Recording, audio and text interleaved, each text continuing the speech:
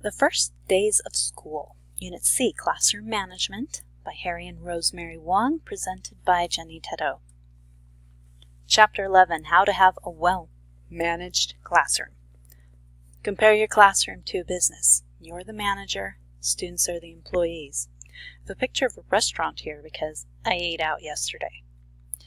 It was a lovely restaurant, candles on the table, nice environment, menu right there. It was like being in a classroom that's just beautiful. Everything seems like it ought to be in place. The waiter comes. I ask about the special of the day. They don't know what it is. They go off to ask the chef. A few minutes later, another waiter comes in. I ask about the special of the day. He doesn't know it. He goes to ask the chef. I waited for at least 10 minutes.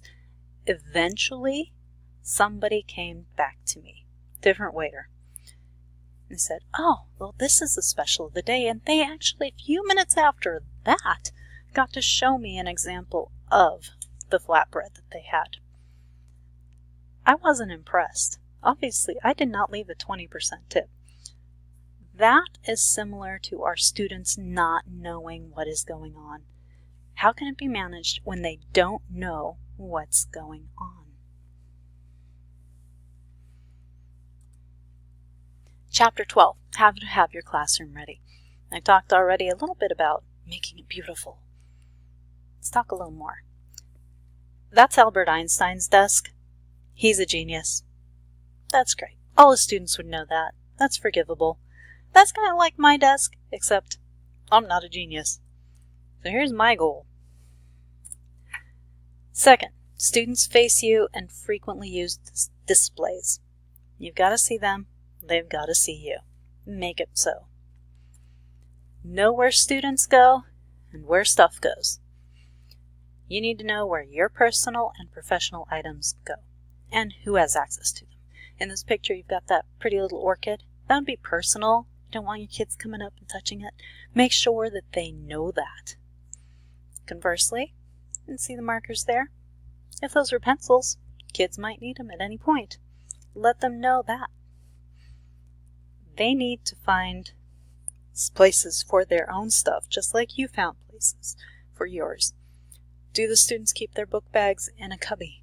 Do they keep them under their desk? Is it supposed to be on a table in the center of the room? They've got to know where to put it. Chapter 13, Introducing Yourself. Be a greeter.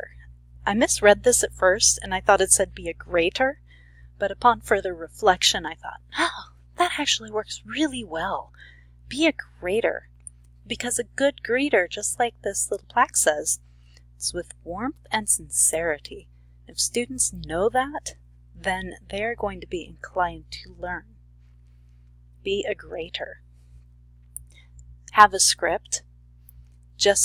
You've got first impressions, you've got reputations. First impressions can change reputations. Script it out, block it out. You're an actor on stage, but an actor who truly cares. And you can go off script if you have to, but make sure you've got it all set and ready to go. 14 and 15 I put together here.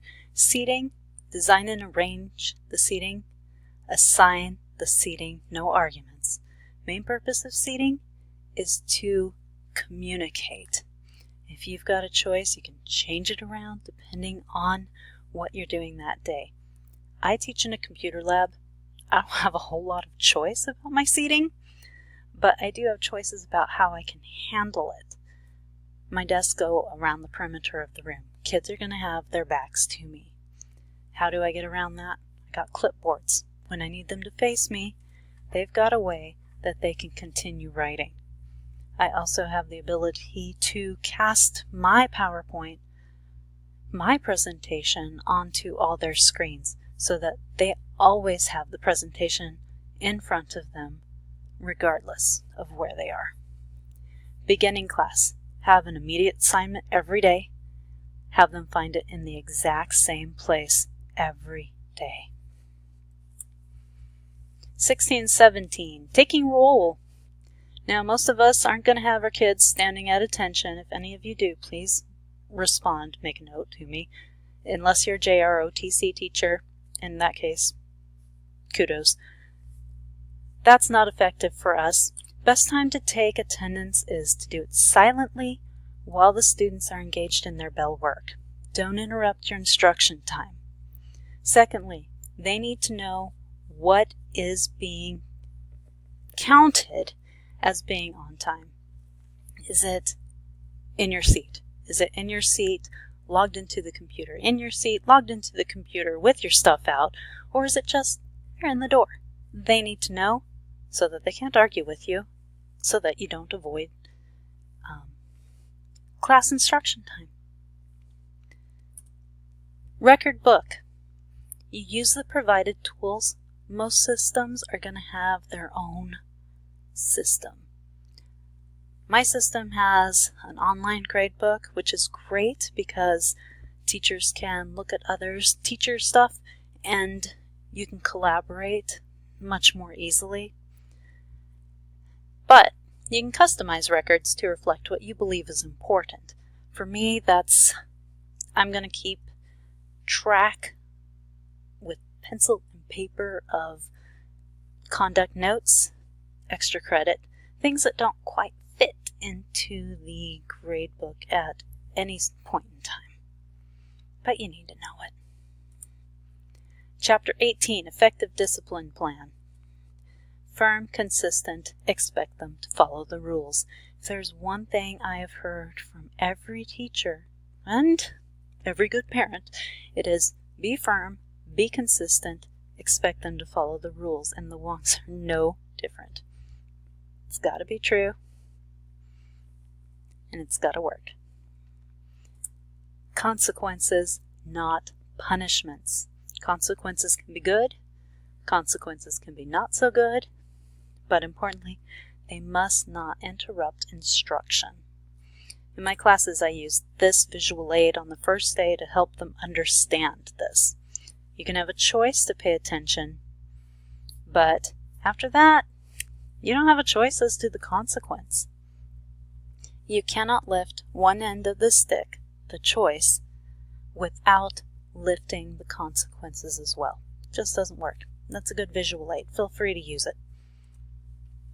Chapter 19, Teaching Students to Follow Classroom Procedures. I particularly liked how it said to create procedures. Dream about it, think it through, break it down.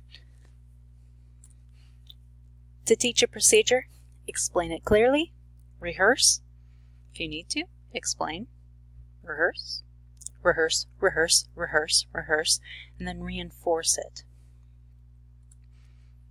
Chapter 20, huge chapter, lots of little tips about pencils and going to the bathroom and stuff like that. But two really struck my attention. The first one was transitions. I know I hate it when people interrupt me when I'm doing schoolwork. Kids may hate it too, because you have to do that threefold. Close what you're doing, prepare for something new, and refocus. Don't give them new material while they're transitioning, because they're not ready for it. The second one was group work. I do a lot of group work. The students have to know one another. My classes go from 9th to 12th grade, all mixed up. They don't know each other. They need to know each other so that they can work together.